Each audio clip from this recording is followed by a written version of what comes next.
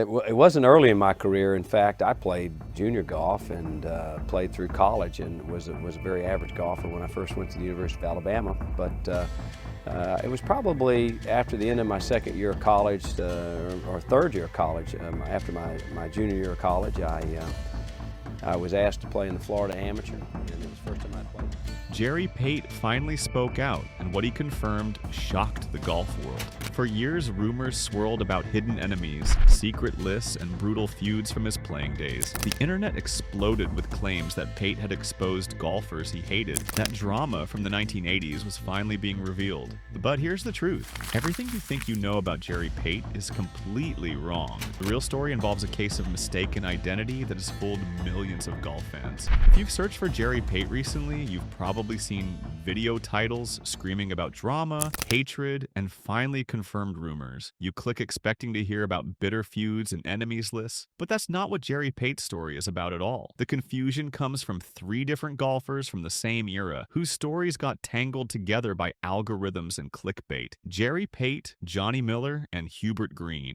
Three champions, three completely different narratives, all mashed into one misleading story online. Here's what actually happened. In July 2025, a feature emerged with the title, "At 71, Jerry Pate finally confirms the rumors." That vague, mysterious title sent people down a rabbit hole. Conditioned by years of clickbait culture, fans assumed Pate was about to name golfers he despised, settling old scores from his playing days. After all, there were already viral videos floating around with titles like Johnny Miller names 5 golf players he hated, and Hubert Green exposes 6 golfers he can't stand. When Jerry Pate's name appeared in similar packaging, the assumption was natural. He must be doing the same thing, right? Wrong. Dead wrong. The truth is that Jerry Pate never created a list of hated golfers. Never. Not once. The lists that keep getting attributed to him actually belong to his contemporaries, Johnny Miller and Hubert Green. These were 3 different types of conflict happening simultaneously in professional golf during the 1970s and 80s. Johnny Miller's conflicts were professional critiques born from his revolutionary broadcasting style. Hubert Green's list came from a rigid personal code of conduct and moral judgment. And Jerry Pate? His battle wasn't with other golfers at all. His conflict was internal, a war between a champion and his own deteriorating body. To understand how this confusion took root, we need to go back to 1982, to a golf course that became a battlefield. The venue was the Tournament Players Club at Sawgrass in Florida, and the event was the Players Championship. But this wasn't just another tournament.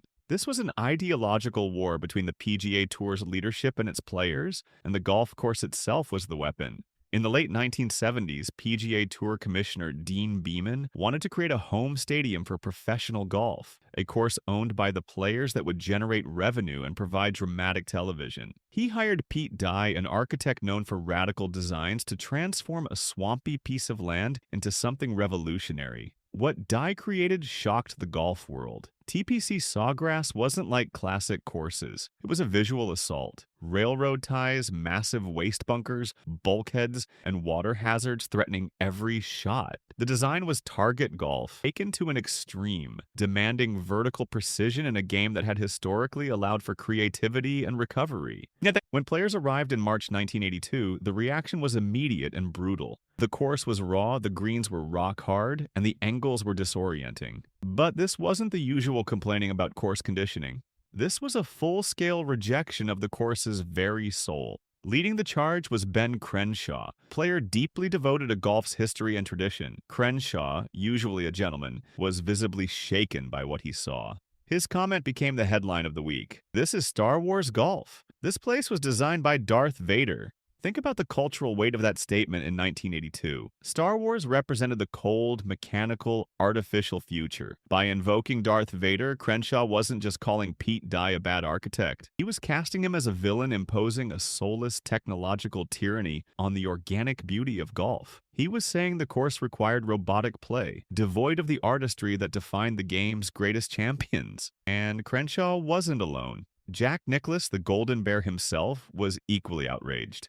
After missing the cut, Nicklaus delivered a scathing assessment that became instant legend. "I have never been very good at stopping a 5-iron on the hood of a car. That vivid imagery captured the player's helplessness perfectly. No matter how well they struck the ball, the course simply repelled it. J.C. Sneed took an even more direct approach. His critique became instant folklore. This course is 90% horse manure and 10% luck. He also attacked the green, saying, "It's so bad I could put off a tabletop and still leave the ball halfway down the leg." These weren't just complaints. This was a revolt. The best players in the world were publicly declaring that this course was an abomination, an insult to their craft. Before we continue, I want you to do something. If you're realizing right now that you've been confused about Jerry Pate's story, you're not alone. Millions of golf fans have fallen into the same trap. Hit that subscribe button so you don't miss the rest of the story, and drop a comment telling me if you thought Jerry Pate had a list of golfers he hated before watching this video. I guarantee the truth is going to surprise you even more as we keep going. Now here's where Jerry Pate enters the picture. While his peers were consumed by hatred for the venue, Pate was operating in a completely different reality. He wasn't joining the revolt. He was focused on conquering the course that everyone else wanted to burn down. In a move that highlighted just how surreal the week was, Pate played with a high-visibility orange golf ball. This wasn't some deep strategic choice. It was pure sponsorship. Years later, Pate admitted it openly. "They paid me a lot of money. I'll take the money." That's Jerry Pate. Practical, focused, bothered by the chaos around him. When confronted with all the complaints about impossible approach shots and unfair conditions, Pate's response was blunt and revealing. When you're a good ball striker, you aim at every hole. You're trying to hit the ball in the hole. That comment was a double-edged sword. It validated his own supreme confidence while subtly suggesting that the complainers simply weren't striking it well enough to handle the test. Pate wasn't attacking his peers personally, he was just saying what he believed. If you can hit it pure, the course is fair, and he proved it. Pate won the tournament with the brilliant final round 67.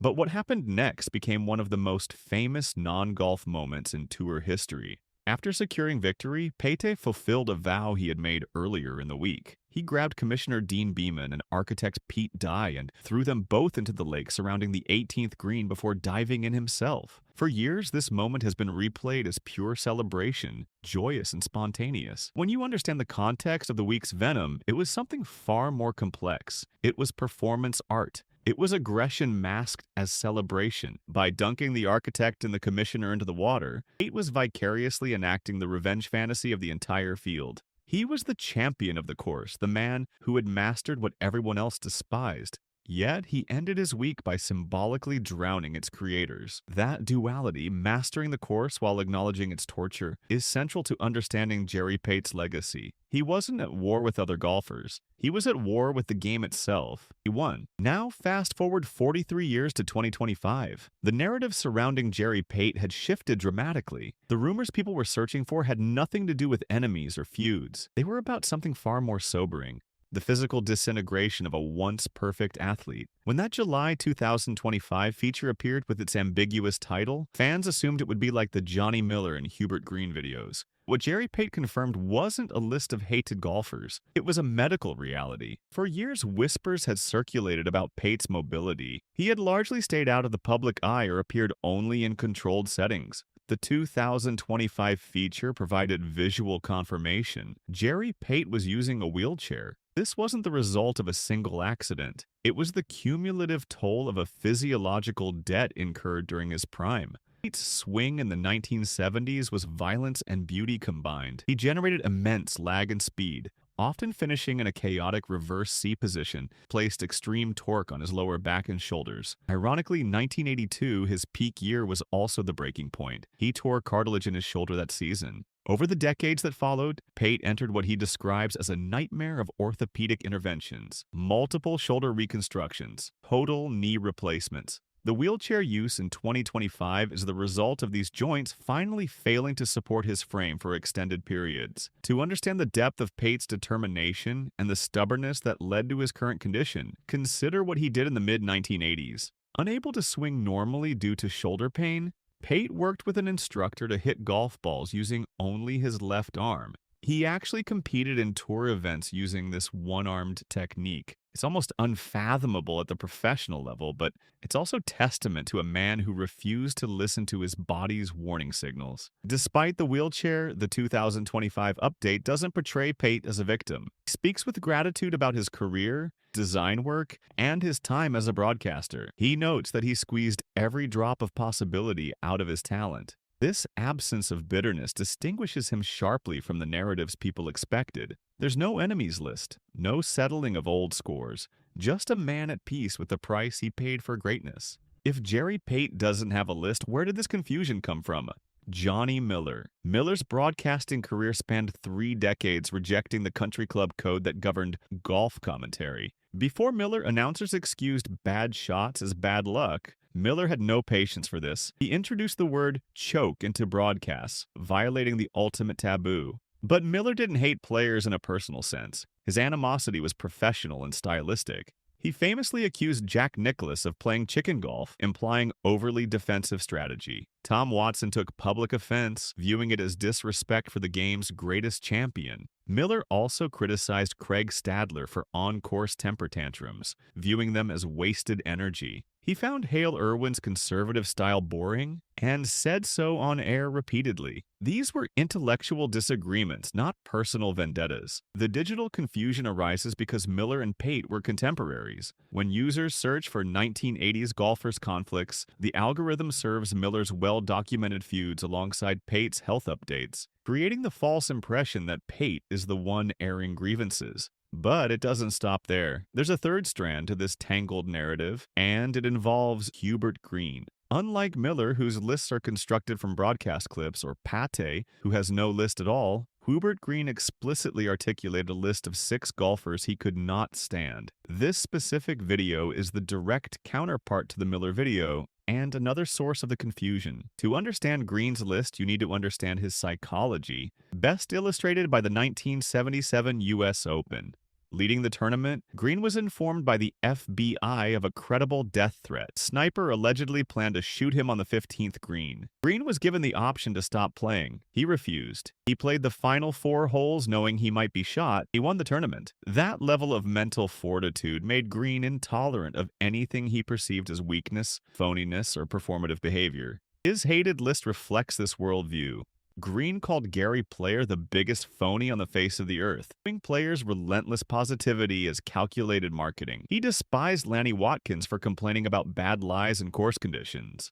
Green believed you played the ball as it lay, literally and metaphorically. He required absolute silence to concentrate, so Lee Trevino's constant chatter to fans and fellow players was his nightmare. Green resented Tom Watson's status as the media darling, feeling marginalized while the press obsessed over Watson. He found Johnny Miller's effortless brilliance arrogant, viewing it as soft compared to his own grinded-out mentality. And he viewed Seve Ballesteros as an agent of chaos whose gamesmanship was an affront to the honor of the game. This is a moral list born from a rigid personal code. It's private, visceral, and rooted in character judgment, and it has absolutely nothing to do with Jerry Pate. So now we have the complete picture. 3 distinct types of golf history flattened into one by the internet. Johnny Miller's professional critique list, Hubert Green's personal moral list, and Jerry Pate's story of physical sacrifice. Miller is the critic, analyzing play and style from the broadcast booth. Green is the moral judge, measuring players against his uncompromising code. And Pate is the physical warrior, a man who gave his joints to the violent, beautiful swing that conquered the Star Wars course in 1982. The 1982 Players' Championship acts as the fulcrum for all these narratives. Pate won it, destroying his shoulder in the process and setting up his 2025 wheelchair reality. The field, led by Crenshaw, Nicholas, and Snead, hated the course, providing the hated keyword that algorithms latch onto.